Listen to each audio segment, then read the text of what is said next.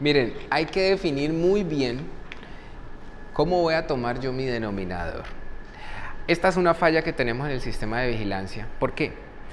Porque yo puedo tener infecciones por catéteres venosos centrales, pero ahora hay de moda otros tipos de accesos vasculares, exacto. Yo puedo tener catéteres venosos centrales de inserción periférica, que son los PICs, por ejemplo. Yo puedo tener catéteres implantables, como los pacientes, en los casos de los pacientes con cáncer. Yo puedo tener catéteres de línea media. Son estos catéteres que están ahí como en medio de los centrales, catéteres de línea media. Y yo puedo tener dentro de los catéteres venosos centrales, catéteres yugulares, catéteres subclavios, catéteres femorales, y todos tienen riesgos distintos. Entonces, ¿cuál es mi sugerencia? Para el reporte que uno debe hacer, en su denominador, uno debe incluir todo lo que llegue de manera central como un catéter venoso central. Es la razón por la que en recién nacidos los catéteres umbilicales son considerados catéteres venosos centrales. Con los PIC la definición no está muy clara para el Instituto Nacional, pero para mi indicador yo debo tener un indicador global de mis accesos vasculares, pero debo tener un indicador por cada tipo de catéter que tenga. ¿Por qué? Porque mi problema puede ser por un catéter específico y puntual y voy a castigar a todo el mundo por ese problema. Resulta que mi tasa se incrementa y yo digo, venga, ¿pero qué está pasando? Claro, resulta que para los médicos es mucho más cómodo colocar catéteres yugulares que subclavios, pero los catéteres subclavios se infectan menos que los yugulares. Entonces yo puedo tener puras infecciones que sean por catéteres yugulares y puedo estar culpando a todos, a los PIC, a los subclavios. Entonces yo debo hacer esa división. Hacer esa división no es difícil porque usted ya tiene el dato, ¿ya? Lo que usted tiene que hacer es separar muy bien el dato. Entonces, es decir, yo estoy contando catéteres, ¿cuántos catéteres venosos centrales de inserción periférica? Tengo tantos días de tantos catéteres PIC, tengo tantos días de catéteres venosos centrales yugulares, tengo tantos días de catéteres venosos subclavios, ¿ya? Y los casos, pues tú también vas a saber de qué catéter son. Entonces, no es difícil, es más un tema de organizarse para poder tenerlos de manera independiente. Sí, jefe.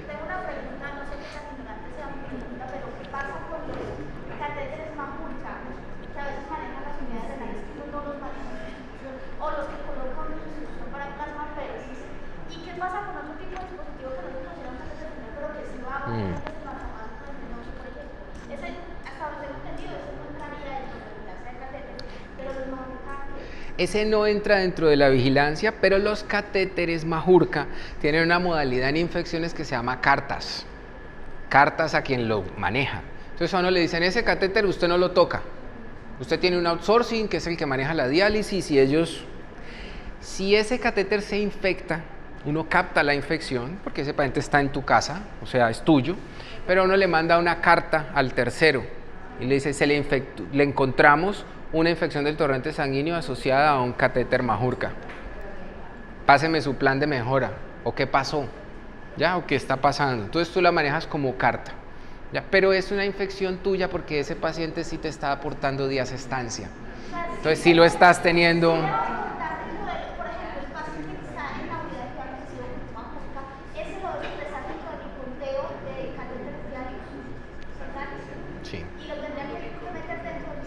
Es tuyo, sí, es tuyo. ¿Cómo te defiendes tú? Cuando te digan, tú dices, no, venga, la infección es del outsourcing, pues está acostado aquí en nuestra casa, es nuestro, pero el outsourcing me tiene que mandar un plan de mejora y tú le mandas una carta a él. ¿Y qué pasa con, por ejemplo, una infección, una bacteria por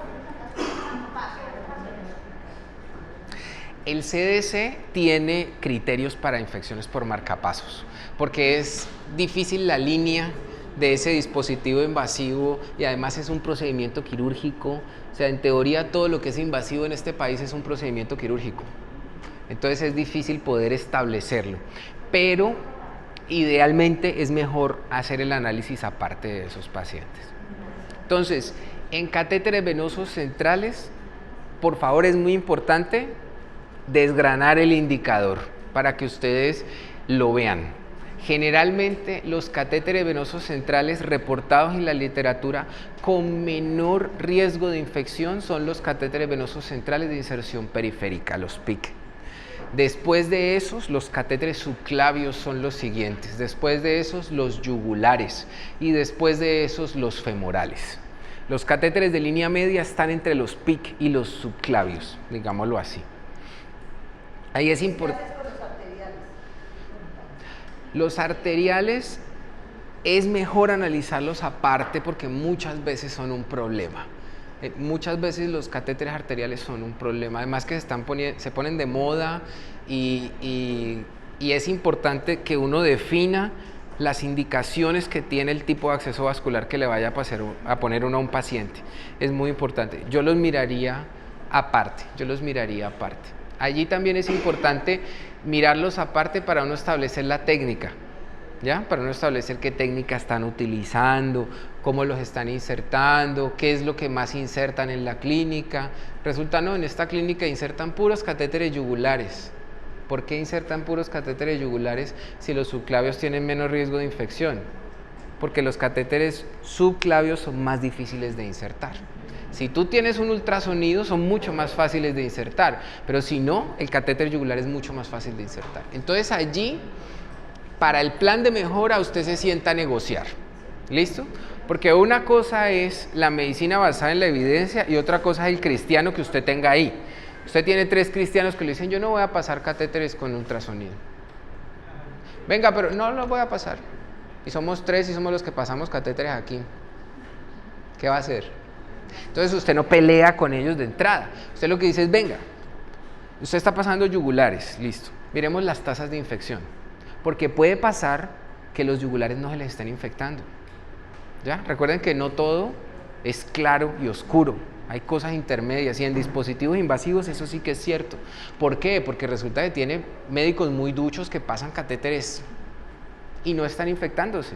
Pero resulta que se están infectando en el mantenimiento. Entonces el problema no es que se lo metiste yugular. El problema es o que se lo clavaste muy arriba, o que no lo estás manteniendo bien, o que enfermería no está cuidando el catéter. Entonces ahí tu plan de mejora se vuelve distinto, ya no va hacia el médico. Si él está insertando los yugulares y no tiene problema, no hay ningún problema por eso. No, pero es que la evidencia dice y que tiene que ser con ultrasonido y que esa pelea, hay peleas en infecciones que hay que dar y esa pelea es mejor no darla. Es mejor buscar hacia dónde se está orientando el problema, si es en inserción o en mantenimiento. Ahora que miremos medidas de prevención, nos vamos a dar cuenta cómo podemos buscar inserción y mantenimiento. Pero bueno, volviendo al tema de las definiciones, esa sería la definición para infección del torrente sanguíneo asociada a catéter. Infección del tracto urinario asociada a sonda vesical. Para infección del tracto urinario asociada a sonda vesical, miren que yo tengo 4 criterios distintos.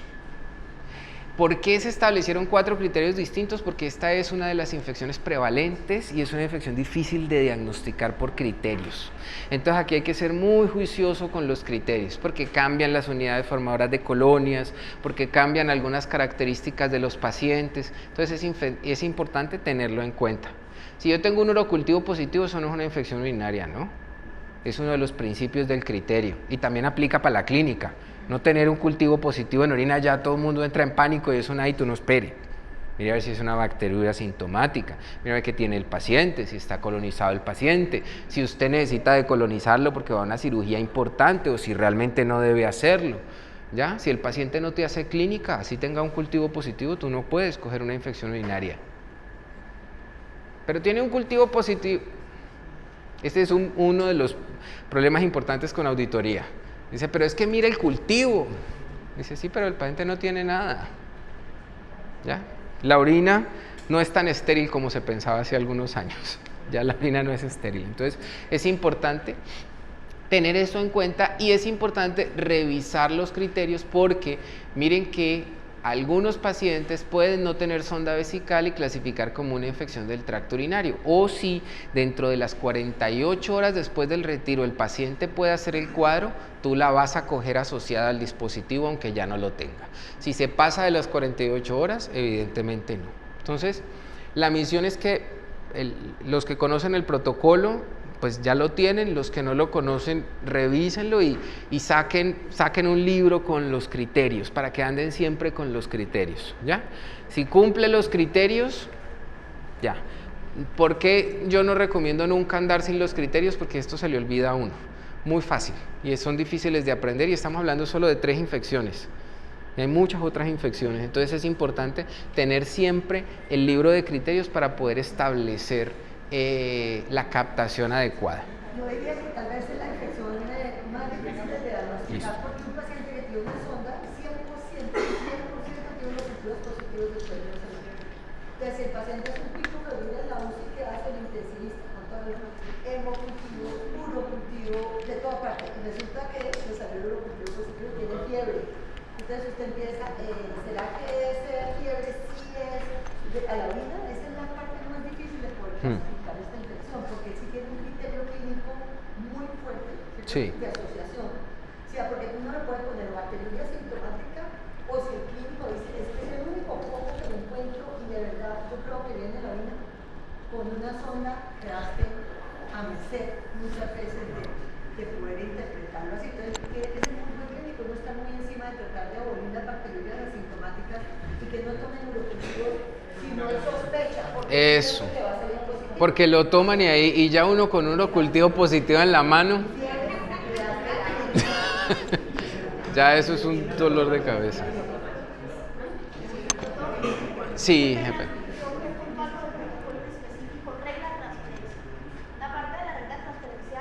La unidad de cuidados intensivos pelean mucho, porque por ejemplo, si se instaló la sonda en quirófano, ¿sí? Y pasa el paciente a la UCI y nos hace una infección de vías urinarias, como eso no depende del tiempo que yo instale el dispositivo, y el quirófano no se encuentra camas, el protocolo es muy claro en decir que se la tengo que cargar a la UCI.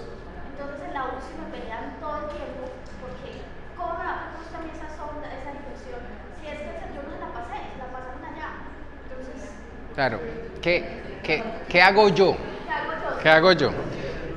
Como el sistema de vigilancia no te permite no cargarla, a ti te toca cargarla por el indicador del sistema de vigilancia. Ahí no. Pero, para mi indicador, porque recuerden que estos indicadores, ellos no nos devuelven retroalimentación. Para mi indicador, yo cuento el lapso de 48 horas para hacer transferencia. Si estás dentro de las 48 horas, yo se lo mando a cirugía. Cirugía no le saca a uno tasa, porque uno no tiene días allí. Pero yo sí le puedo poner infecciones. De hecho, es más vergonzoso porque salen los números enteros de las infecciones en el quirófano. Entonces, yo le paso la infección a cirugía y no le cargo la infección a la UCI. Si estás dentro de esas 48 horas. Si te pasaste de las 48 horas, ya se va para la unidad de cuidado intensivo. Entonces uno a los quirófanos les puede dar infecciones del torrente sanguíneo asociadas a catéter, neumonías asociadas a ventilación mecánica, infecciones del tracto urinario asociadas a sonda. No vas a tener indicador, pero le estás asignando la infección, y asignarle la infección significa pedirle un plan de mejora por la infección. Entonces ese es el objetivo final, es no para tu indicador, sino para pedirle un plan de mejora. Y en la tasa global de la institución tienes que meterla, ¿no? Ahí tienes que meterla porque tu paciente es tuyo.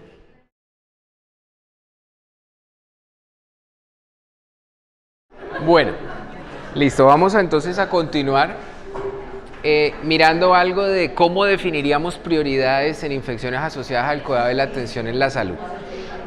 Entonces, nosotros ya tenemos claro el método, ya tenemos clara cuál es la métrica. Digamos que teniendo clara la metodología, uno puede empezar a establecer diferentes planes de mejora con indicadores que realmente a mí me sirvan para algo, indicadores que realmente me vayan a reflejar la gestión que yo puedo o no puedo hacer en infecciones. A mí me gustaría que ustedes me recordaran cuáles de esos indicadores, con lo que hemos visto, nosotros deberíamos construir. Entonces, en neumonía asociada a ventilación mecánica, por ejemplo, ¿qué indicadores sí o sí yo debo tener?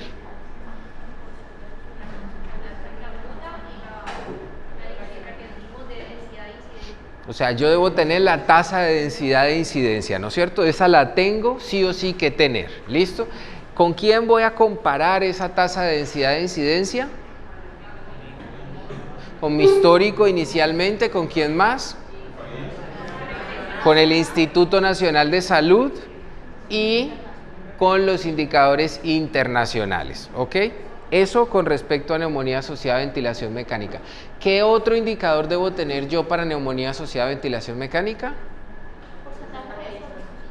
Porcentaje de uso de ventilador, ¿listo? Y el porcentaje de uso de ventilador va a ir asociado a la pertinencia. O sea que tengo que revisar si efectivamente hay pertinencia o no hay pertinencia. Para infección del torrente sanguíneo asociada a catéter, ¿qué indicador debo tener? Debo tener la tasa de densidad de incidencia de infección del torrente sanguíneo asociada a catéter. Para mi institución la debo tener discriminada por el tipo de catéter venoso central que yo tenga. Y adicionalmente, ¿qué más debo tener? El porcentaje de uso de catéteres venosos centrales en mi organización.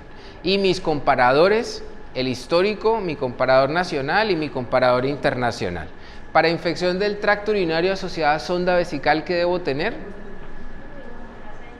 Mi tasa de densidad de incidencia de ITU asociada a sonda vesical, ¿y qué más? Y mi proporción de uso de dispositivos también, ¿no es cierto? Entonces, miren, hablamos de 3 dispositivos invasivos, 3 tasas de densidad de incidencia, 3 proporciones de uso de dispositivos. Algunos indicadores que tienen que ver con la microbiología, eso, ¿recuerdan lo que hablamos del HUNED y de cómo construir la parte por género y especie, cómo está la distribución, que son indicadores de porcentaje, de proporción? Esos indicadores los voy a llevar con una periodicidad semestral o anual, ¿listo? Pero los otros debo llevarlos de manera mensual.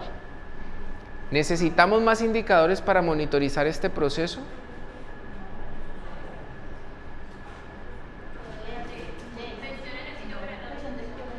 No, el de dispositivos. La pertinencia también es importante medirla. Ajá, la pertinencia que hablamos, ¿se acuerdan? Que va muy de la mano con la proporción. ¿Qué más? ¿Esos indicadores son indicadores que miden el proceso o son indicadores de resultado? Son indicadores de resultado. O sea, son los indicadores que me van a decir mes a mes algo está pasando. Pero yo debo construir indicadores de proceso, ¿ya? Mis indicadores de proceso son palabras más, palabras menos, todo lo que yo estoy haciendo para poder encontrar una diferencia. Aquí viene un mensaje muy importante para los comités de infecciones, y es que los comités de infecciones hacen cosas. Pero cuando uno les pregunta por un indicador de proceso de lo que hacen, venga, es que yo he hecho, es que yo he organizado, es que en la UCI hicimos tal cosa. Venga, ¿usted tiene eso en datos? No, no lo tengo en datos. ¿Y entonces de qué sirve todo lo que hiciste si no lo puedes mostrar en un dato? ¿Ya? Sobre todo cuando se enfrentan a la parte gerencial, que les va a pedir una gráfica mostrando qué fue lo que usted hizo.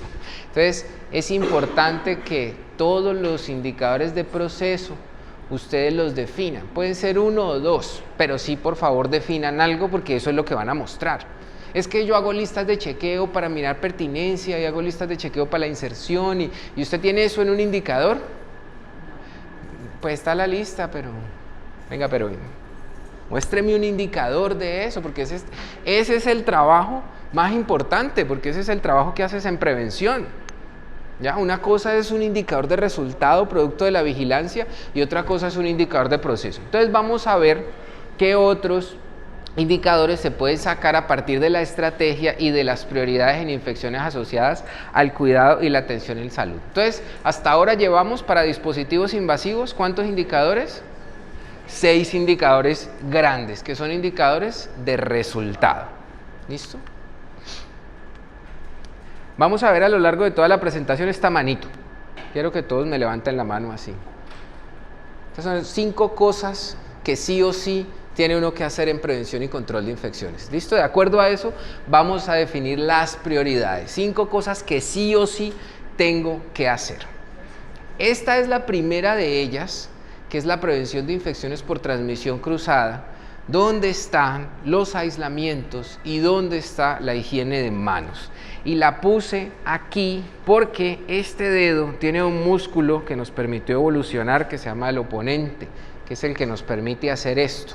Si no tuviéramos ese músculo, probablemente todavía estaríamos bastante atrasados en la vida. Entonces, esto es la piedra angular. A veces se nos olvida que eso, que son las medidas básicas, que Florence Nightingale y Ignaz Semmelweis lo mostraron hace 10.000 años, todavía tiene vigencia y es lo más importante para disminuir infecciones. No voy a hablarles ahora de higiene de manos porque lo voy a mencionar en la estrategia del Cleaning and Antiseptic Stewardship en la tarde, pero sí les quiero recordar que higiene de manos, primero, es la medida que permite disminuirnos infecciones hasta en un 50% de las oportunidades, y segundo, es la estrategia que no tiene fin en planes de mejora. O sea, aquí no hay límite. Uno puede hacer de todo aquí, puede trabajar de todo aquí. Es importante siempre trabajar en este tema porque esta es la medida más efectiva, pero es la medida más difícil de manejar.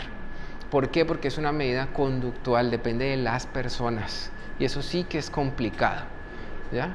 Sí que es complicado tener eso en cuenta. Las adherencias a higiene de manos, en CAS lo vamos a discutir, son indicadores muy sensibles. Si ustedes tienen adherencia de higiene de manos de 80, 90%, probablemente no están vigilando bien, o publíquenlas, como decimos nosotros, en el New England Journal of Medicine, y se van a hacer muy famosos, porque nadie ha publicado ese tipo de adherencias. Generalmente las adherencias están por debajo del 60%, es difícil tener adherencia a higiene de manos. En un turno de 8 horas uno debería hacerse más de 150 fricciones con alcohol. Piensen en la gente y en los turnos que hacen cada 8 horas y se van a dar cuenta que es difícil mantener la adherencia. Pero ese tema lo vamos a tocar en la tarde. Y hablando de transmisión cruzada, las precauciones estándar son el pilar de la prevención y el control de infecciones de una organización. ¿Qué significa esto? Significa esto que esto es una medida que sí o sí uno tiene que implementar. Estas son más importantes que los aislamientos porque estas son universales. Son para todo el mundo, para todos los pacientes. Y aquí hay dos cosas importantes que les quiero resaltar, y es que antiguamente el CDC nombraba las precauciones estándar como precauciones universales y no incluía a la higiene de manos dentro de las precauciones universales, y ahora sí lo está.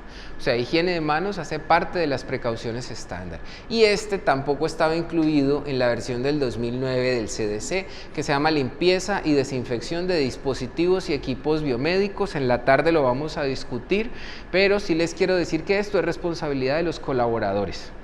O sea, es responsabilidad mía limpiar mi fonendo, limpiar mi tensiómetro, es responsabilidad de nosotros limpiar las bombas de infusión, limpiar todos los equipos y dispositivos biomédicos. O sea, eso nos toca. Y digo nos toca porque es un tema muy abandonado en muchas instituciones. Cuando uno va a mirar a un responsable, entonces dice, no, eso lo hace la señora del aseo, le dice uno a la operaria del aseo y dice, no, yo no puedo tocar nada eléctrico. Entonces se devuelve uno donde la jefe y le dice, jefe, ¿no lo hacía la señora? Sí, la señora del aseo lo hace. No, pero ella me acaba de decir que... no, doctor, pero eso se hace. Venga, pero muéstreme, ¿cada cuánto lo hacen? Y va uno y revisa las bombas de infusión y desde que las abrieron nadie las ha limpiado nunca. Entonces, esto hace parte de las precauciones estándar. Recuerden que la transmisión cruzada existe. La protección facial, la mascarilla quirúrgica, la protección ocular o del rostro. Protege la mucosa de los ojos, nariz y boca. De acuerdo a la evaluación del riesgo, yo la utilizo. Y las gafas, si estamos hablando puntualmente de protección ocular, no sustituyen el protector de ojos. O sea, las gafas medicadas no son protección ocular. Eso es importantísimo tenerlo en cuenta. Lo otro que ustedes lo van a ver a lo largo de la presentación de priorizaciones es, yo siempre debo evaluar el riesgo. Yo no me he visto como no me he visto como si fuera a ir a la NASA para ver a un paciente. Los elementos de protección personal yo los uso dependiendo del riesgo. Antes de acercarme a un paciente yo tengo que prever qué puede pasar y de acuerdo a eso uso el elemento de protección personal. Entonces es importantísimo tenerlo en cuenta. La mascarilla quirúrgica. Yo puedo tener dos modalidades, puedo tener una mascarilla quirúrgica o puedo tener una mascarilla de alta eficiencia, que son estas mascarillas llamadas N95. N95, la N es porque no son resistentes ni al agua ni al aceite, o sea que si eso se moja, se dañó. Si se te ensucia, se dañó. Si uno se lo quita y puede ver de qué jefe es por el maquillaje, se dañó. Si usted lo marca con Sharpie en el filtro, lo dañó. Si usted la dobla, la dañó. Y la mascarilla de alta eficiencia puede filtrar hasta un 95% de las partículas. Entonces es fundamental utilizarla cuando las partículas pueden permanecer suspendidas en el aire, partículas de microorganismos como virus o como bacterias como el Mycobacterium tuberculosis, y yo pues ahí sí estaría protegiendo. Una mascarilla de esas dura 8 horas aproximadamente, algunas duran 10 horas de uso continuo, o sea, cuando la estoy usando todo el tiempo. Eso no dura 15 días, ni 20 días, ni en un cajoncito, yo tengo la mascarilla y la saco cada vez que veo a un paciente, no. Los filtros se acaban. Entonces es importante tener eso en cuenta. Segundo, dependiendo del clima que tengan, si tienen climas tropicales o donde hay mucha humedad, eso no se puede guardar en las bolsas plásticas, lo que aquí los bayunos le decimos la chuspa. Eso no se puede guardar ahí porque el filtro se daña. ¿Listo? Entonces es importantísimo tener eso en cuenta, el tema del filtro y el tema de la mascarilla. Sí.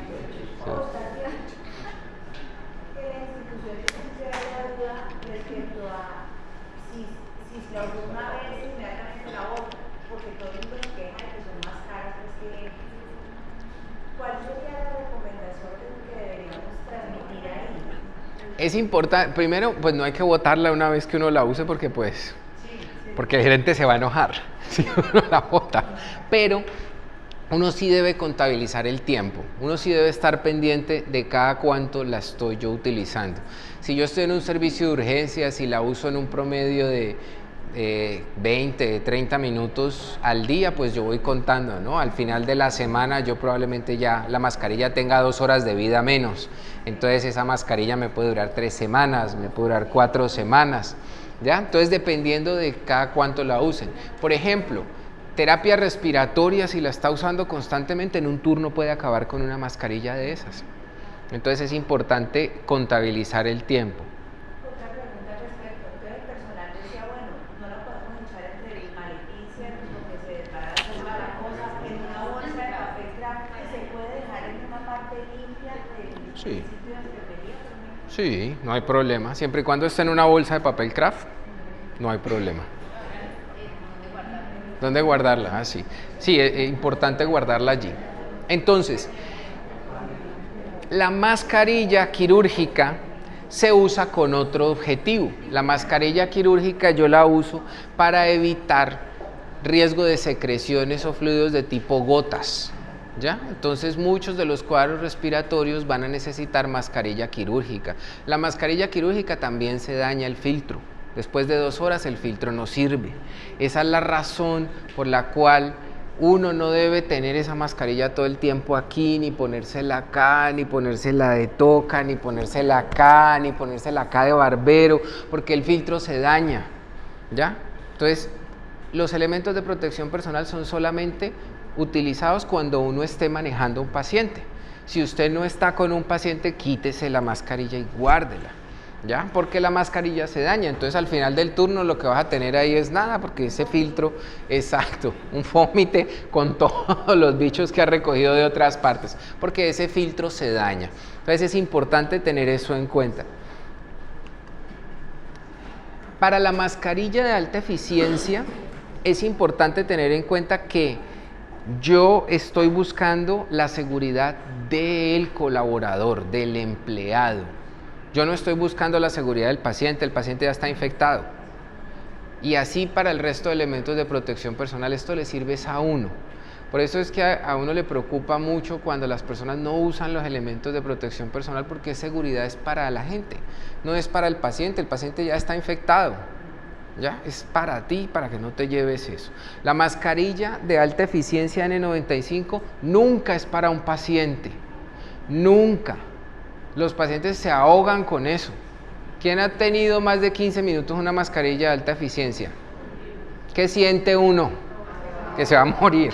Piensen ahora en un paciente con tuberculosis con una mascarilla de esas.